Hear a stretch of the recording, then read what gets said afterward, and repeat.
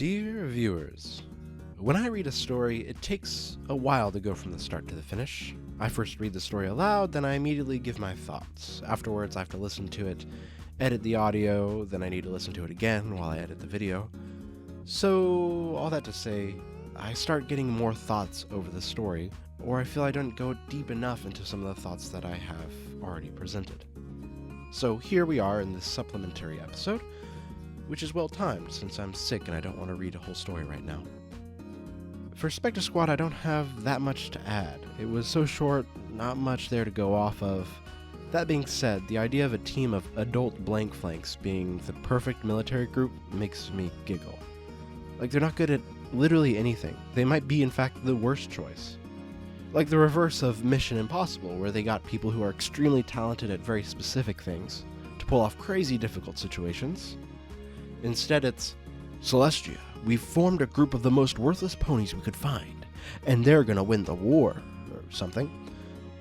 Okay, so with the Twilight War, I had this whole bit where I was annoyed with the word Thestral, because it's said a lot. It is, in fact, said 24 times. The chapter is 1,345 words, making it about 1.8% of words spoken. Looking it up, the only reference I could find to the word Thestral is the spooky bone horse from Harry Potter. I figured they just copied it from there, but when looking it up on Dupriburu, I find that it's another name for the bat horses. Like, when was that decided? Did they copy it from Harry Potter? The rabbit hole started to get too deep and I was almost done with the video, so goodbye, Bit. And now welcome back, Bit. It's been so long. In Guardian of Equestria, taking a look at the cover image again, you can clearly see that there is a cutie mark on Hawk's shoulder.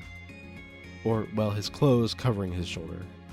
But I still can't see what it is, so it doesn't invalidate either of my questions of what is it and why did he have to lift up his shoulder for Appleboom.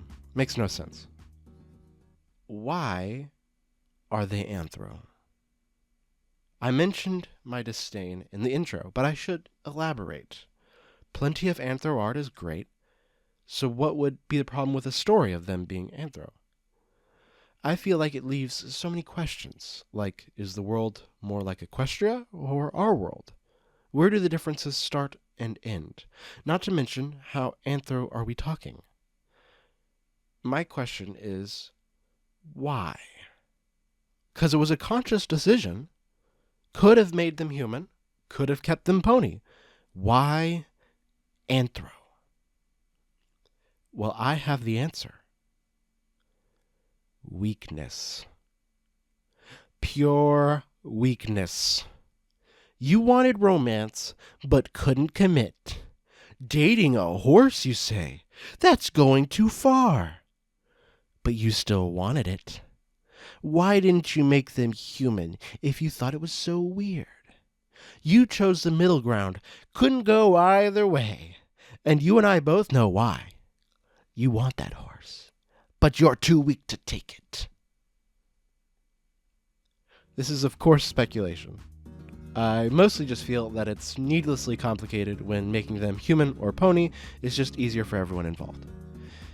And on a related point, they call themselves ponies. And they know what cowboys are. Are there horses in this world, or are they just riding each other?